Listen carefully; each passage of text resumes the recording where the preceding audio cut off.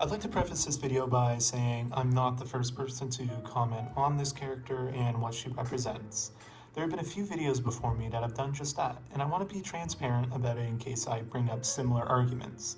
I want to keep the conversation about this character going and throw my hat into the ring with my commentary on her character. I'll link some of the other character analysis in the description so you can check those videos out after hopefully watching all of mine. Now, on with the video.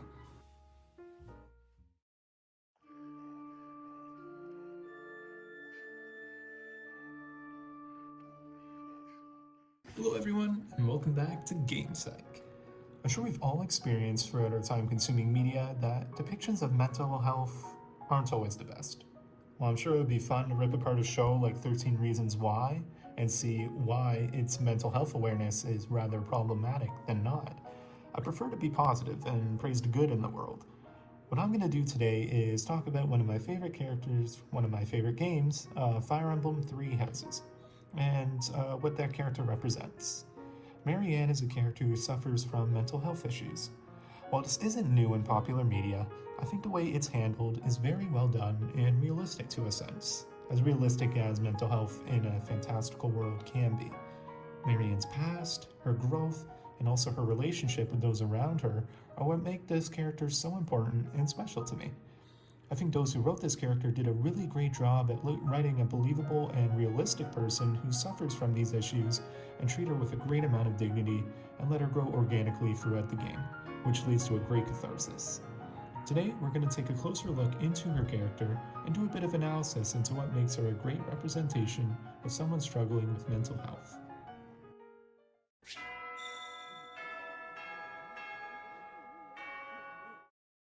In the land of Fodlan, there exist these marks called crests, usually symbols of power and status, with nobility typically being the ones to have them.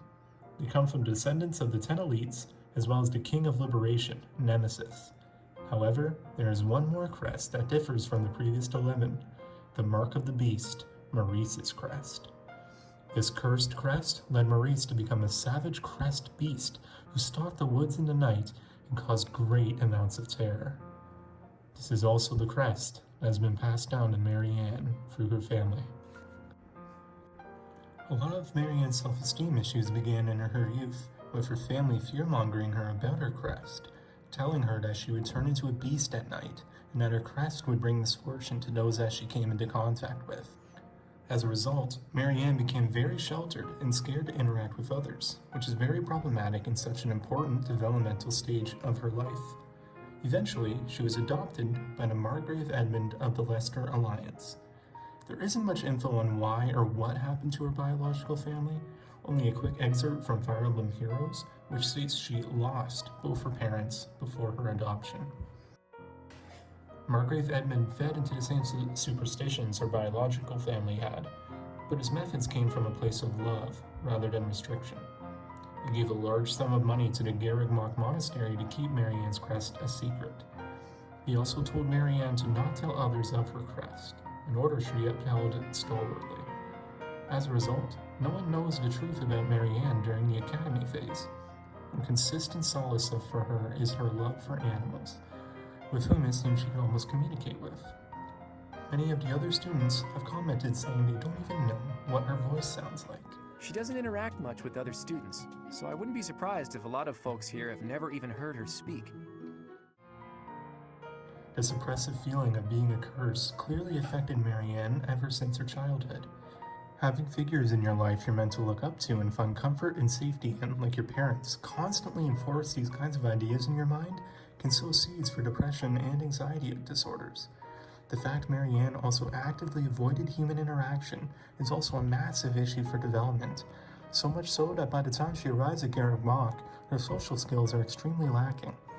Human interaction is one of the most important parts of our biology, so the fact Marianne struggles with it so much elevates her stress and further enforces her belief that she's a curse to those around her. Now let's do a breakdown of what we know about self-esteem and how we can attribute its effects to Marianne, and see how well the game represents these real-life effects through her. In general, self-esteem can be considered a general tendency to evaluate oneself positively or negatively. Self-esteem is extremely important in everyday life, as it has numerous effects on everyday life. There are multiple factors that determine self-esteem. It's assumed to be strongly driven by an individual's sensitivity to perceptions of social inclusion. In addition to this, there are studies that show that prolonged feelings of social ostracism also have an effect on these kinds of traits. Let's take a look at this model proposed by Katie Williams in 2009. We can see that by the time the first act of this game takes place, Marianne is undoubtedly in the resignation phase of this model. Given what we know about Marianne and her childhood, it's extremely clear that her perception of social inclusion is very poor. She's dreadfully aware of her birthright carrying the crest of the beast, and as such has been conditioned by her family to ostracize herself. This is shown in multiple of her support conversations, constantly pushing people away, considering herself a curse, and general social anxiety.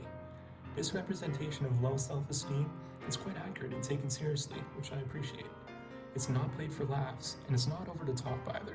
It's not like Marianne has no idea what to do in social situations. She's polite, and given her status as a noble of the Leicester Alliance, she can handle herself in conversation decently. She's kind and courteous, and is only really seen pushing people away when she feels they get too close. This shows that terrible effect of the negative punishment she received from her family when it came to social interaction. She genuinely believes people will get hurt because of her. We've taken a good amount of time now discussing Marianne and her past, and her presence in the first act, and now let's talk about her presence in the second act, the post-time skip.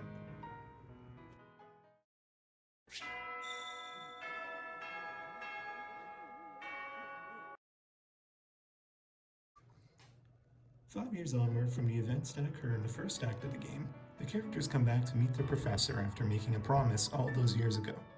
Things are different now. Your students have all grown older and therefore are different than before. This includes Marianne. What makes this time skip for Marianne interesting is that it's subtle. She isn't suddenly super happy and cheerful. Rather, she looks a little more rested and wears her hair in a more presentable way. She looks a little more professional since she's been working with her adoptive father during the time skip. She's also a little more confident, which can also be seen in her new portrait. We're going to talk about two substantial events from the post-time skip for Marianne, her paralogue, and her optional marriage rite. Let's start with her paralogue. In the second half of the game, Marianne gets her own paralogue focused on her and her lineage. A crest scholar accuses Marianne of being the wandering beast in the woods that has had many people frightened for some time now. Rumors have been circling about her crest and lineage, which results in Marianne finally telling Byleth the truth. She bears Maurice's crest. But she pleads that she is not the beast in the woods, and thus Byleth and the rest of the Golden Deer go with Marianne to fight this beast and clear her name. During this battle, it's revealed that the beast is indeed Maurice from long ago. After defeating Maurice and freeing him from a 1,000-year curse, Marianne is left with the crest weapon of Maurice, Blutgang. Marianne and Byleth encounter the crest scholar after the battle, who apologizes for his claims against Marianne after seeing the sword. Marianne feels as though her curse has been lifted, saying, "I feel human for once." She thanks the professor for helping her find her peace, saying she couldn't have done it on her own. This is one of my favorite paralogues in the game. Not only does it offer some cool lore and gives Marianne one of the coolest hero relic weapons, but shows how far Marianne has come since the academy days, finally being transparent about her crest and not hiding anymore, as well as being strong enough to ask for help and going out to slay mythical monsters to clear her name. This is where that fantastical part of the mental health angle of the video comes in, but we can relate this to someone going to therapy for the first time. It can be hard to put yourself out there and put yourself first and do something that is to the benefit of yourself. For those with depression and other illnesses, getting yourself to therapy or other self-help tactics can feel like fighting mythical monsters sometimes. It goes to show how far Marianne has come, taking herself out of the helplessness that can be felt in the resignation phase, as we saw earlier. The other impactful event for Marianne post-time skip is her optional marriage route at the end of the game. In this conversation, Marianne talks about how back home she's being hailed as a hero. She's glad to feel a bit closer to her adoptive father and claims she hopes to feel like a worthy daughter to him. Byleth asks if she will go back home, to which she says no, for she says she's considered the best course for her future and offers Byleth a ring. She's the only woman in the game to propose to Byleth, with Byleth being the one to initiate every other proposal. Marianne thanks the professor for seeing past her flaws and treating her with kindness, and the two get hitched.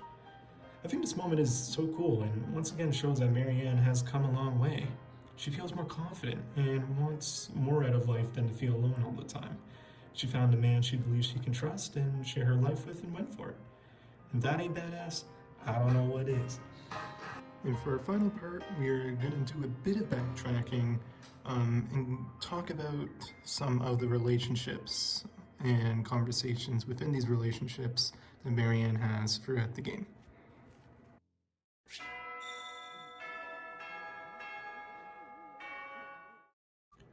One of the best parts about Fire Emblem in general is the support conversations. These help flesh out the characters and make them feel like more than just pieces on a game board, so to speak. Three Houses boasts a stacked voice acting cast, with all the support conversations being fully voiced, which helps the world feel so lived in. Marianne has a few very important ones I want to talk about today. Those being the conversations she has with Dimitri and Byleth.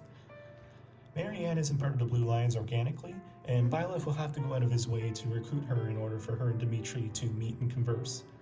But the conversations you're privy to once doing so are worth the effort of recruiting her in spades, in my opinion. Without getting too much into Dimitri's character, he also has a pretty traumatic past. This allows him to connect with Marianne on a level not many others can. You can understand what it's like to feel like a curse and to feel unworthy of life. He reassures her without telling her she needs to change. This theme continues throughout their first two conversations with each other throughout the academy phase. However, it's their time skip conversation I want to focus on. Dimitri has changed quite a bit over the time skip, more haunted and unsure of where he needs to be, but Marianne is there to be a guiding light for him, whether she realizes it or not. The relationship is built on a dependency for one another. Sometime through the conversation, Marianne says something I consider quite profound, and honestly, it's what's inspired me to make this video. Everyone says that I need to cheer up, but you may be the first person to tell me not to. This is honestly such an important thing to say, and represents a misconception about those with low self-esteem. As shown in this abstract, low self-esteem individuals tend to downplay positive feedback.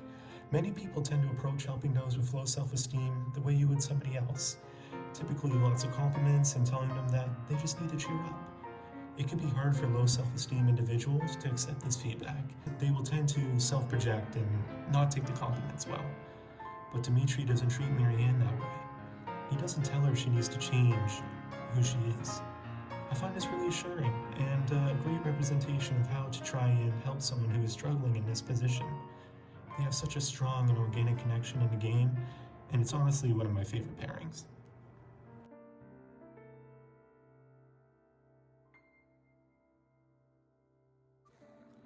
Marianne's conversation with Byleth is one that I find really hard to pin down for the most part, and I feel the same way about pretty much all of Byleth's support conversations.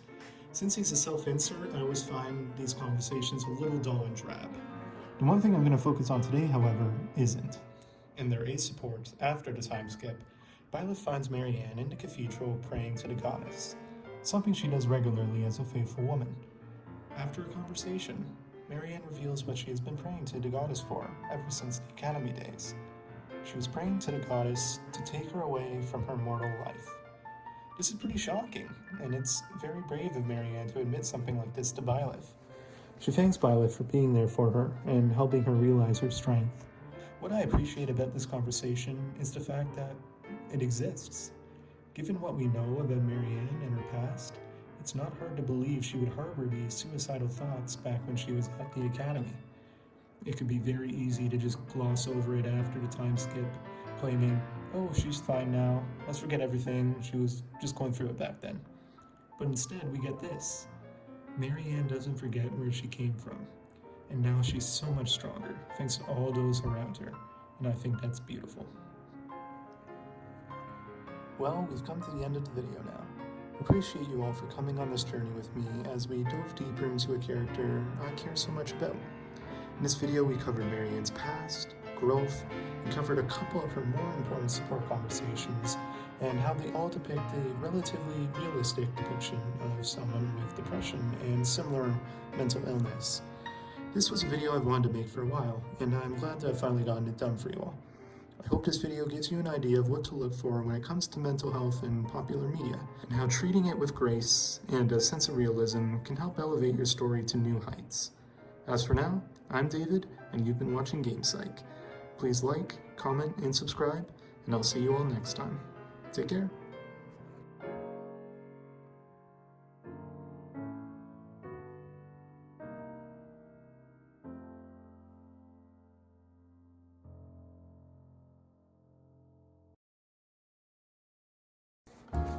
Hey y'all, I just want to say thanks again for watching. I'm just going to do this little section at the end here, just to shout out the music that I used in the background. All the awesome piano covers are from the YouTube channel PurpleSchala. I think that's how you pronounce it. Anyway, the link will be in the description, so please make sure to check them out after if you like the music, which, I mean, I'm sure you did, because the music was awesome. But yeah, thanks for watching the video. Just thought I'd put this here, so yeah, see ya.